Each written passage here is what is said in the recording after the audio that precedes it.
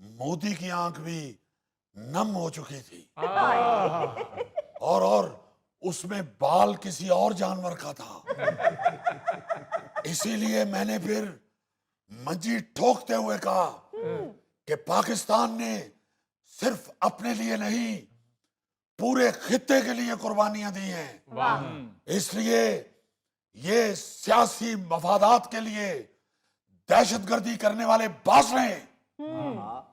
मैंने कहा कि बात आ जाए, वरना नतीजा अच्छा नहीं होगा। मैंने कहा कि दुनिया अब झूठे बयानिए को नहीं मानती। आप यकीन करें, मैं तो वहां पे गाना शुरू करने लगा था।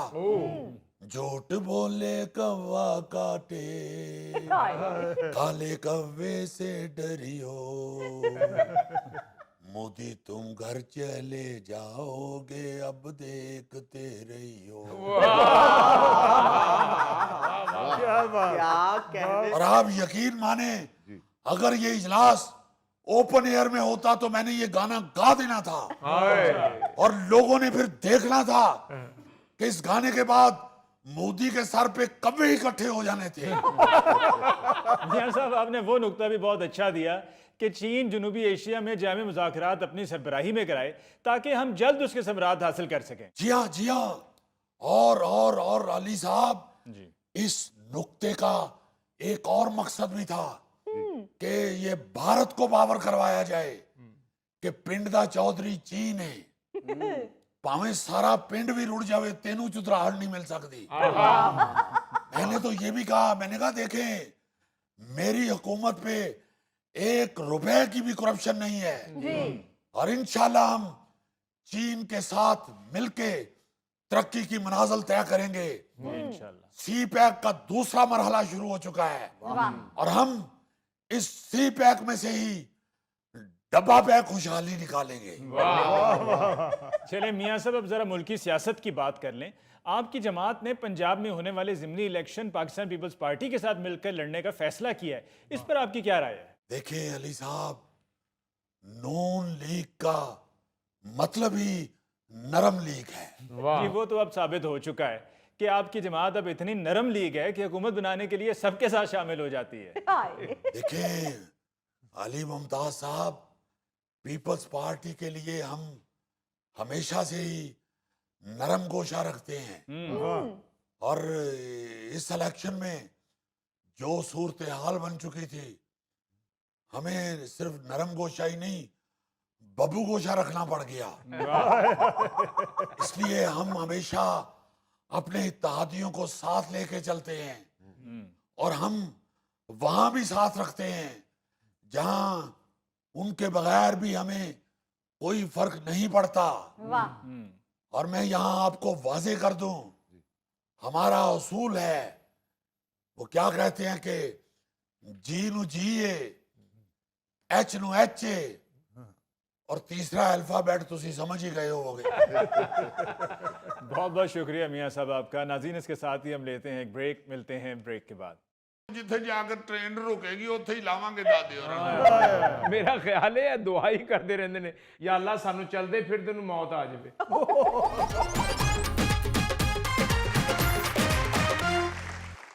नाज़रीन, पेश खिदमत है हस्बे हाल का खबरनामा। नायरीन, न्यू जेम्स बॉन्ड 0092 दिलचस्पी से भरपूर खबर लेके आपके यहाँ पेश हो चुका है। वाह जी वाह। नायरीन, आप देखते हैं कि बरतानिया में जो शाही खानदान है वो कभी कभी बग्गी में बैठ के तो अपनी आवाम को हाथ हिला के महसूस करता है। इतने जदीद दौर में ऐसे लोग अपनी पुरानी निशानियां जब लोगों के सामने लेके आते हैं तो लोग इसलिए खुश होते हैं कि उनके जो सरबराहान हैं वो अपनी रवायात के साथ जुड़े हुए हैं। बिल्कुल। लेकिन जिस सरबराह की आज मैं बात आपको सुनाने लगा हूं जी। वो अपने अबाजदाद की रवायात से भी जुड़े हुए हैं, मगर हल्के हल्के पागल भी लगते हैं। जेम्स बॉन्ड पागल क्यों लगते हैं? वो पैदल सफर करते हैं। पैदल वाला ही हिसाब है गौरी साहब। चीन के हालिया दौरे के लिए शुमाली कोरिया के supreme leader Kim Jong on अपने आबाओ अजदाद की मशहूर बख्तरबंद सब्ज ट्रेन पर सवार होकर चीन पहुंचे। इससे पहले रूस का दौरा भी किम जोंग ऑन इसी ट्रेन पर कर चुके हैं। इतना वेला सदर है ये, शुमाली कोरिया से चीन ट्रेन पे चला गया, उसको तो काफी वक्त लगा होगा। जिन्ना मर्जी लगे ओनू की। ये ऐसे भाई साहब हुए हैं जिनके बारे में आज आपको तफसील से बताऊंगा, तो आप कहेंगे कि यार ये दुनिया का कोई वाहिद ही बंदा होना है, ਇਹਦੇ ਨਾਲ ਦਾ पीस होर किधरों नहीं मिल सकता। इसे आप लेके किसी दुकान पे भी जाएंगे ना, भाई जी ਤੁਹਾਡੇ ਕੋਲ ਇਹੋ ਜਿਹਾ पीस है, और कहेंगे नहीं जी ये दुनिया का कल्ला ही पीस है। ना इस भाई ने कोई जलसे जुलसे करने होते हैं, ना इसने कोई मीटिंगें करनी होती हैं, ना इसने कोई सियासत करनी होती है, ना इसने कोई अपना टिकटॉक बनाया हुआ है, ना इसका कोई यूट्यूब चैनल है, ना ये सप वाली गेम खेलता है।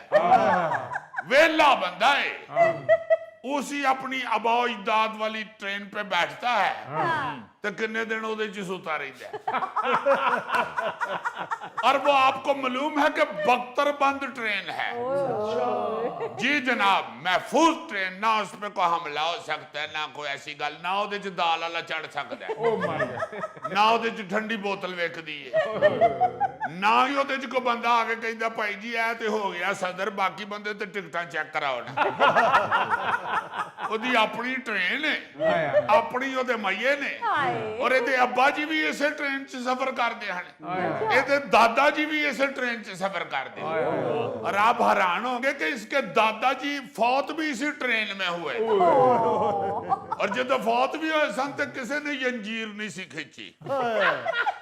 उन्होंने कहा भाई जी ते असूल ही वखरे ने, ते हुण जिथे जाकर ट्रेन रुकेगी उत्थे ही लावांगे दादे होरां। मेरा ख्याल है दुआ ही करते रहते ने, या अल्लाह सानू चलते फिरते नू मौत आ जाए।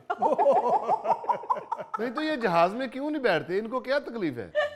बस पता नहीं डरते ने जहाज कोलों, इन्हां दे ज़हन च आंदा कि एवें उत्ते जाके फस के ना चलन लग पवे।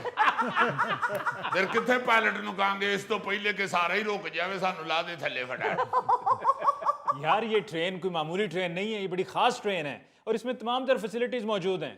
हाँ जी, बख्तरबंद ट्रेन जो है तो खास ही हुई ना, और बख्तरबंद होने की वजह से चलती भी बहुत स्लो है। आपको पता है ये जो बख्तरबंद गाड़ियां होती हैं ये भी बड़ी स्लो चलती हैं, और ये भी चूंकि बख्तरबंद है इसलिए बहुत ही भारी ट्रेन है, ते हौली हौली टुर दी ते भाई हरी विच बैठे रहते। वैसे उनका ये भी कहना है कि आबाओ अजदाद की रवायात को हमने जिंदा रखा हुआ है। वैसे तो किम जोंग जितने लकीर के फकीर हैं, इस हिसाब से शुक्र है इनके बाप दादा ने किसी बग्गी या सालम टांगे पे सफर नहीं किया हुआ, वरना इन्हें अज कहना सी कि भाई जी मैं तो चीन टांगे ते ही जावांगा। मेरे दादा जी चूंकि पिंड टांगे ते जांदे हुंदे सन, इस वास्ते भावें चीन जिन्नी मर्जी दूर है टांगा करा लो, और उसके इर्द गिर्द कोई बुलेट प्रूफ तरपाल लपेट दो,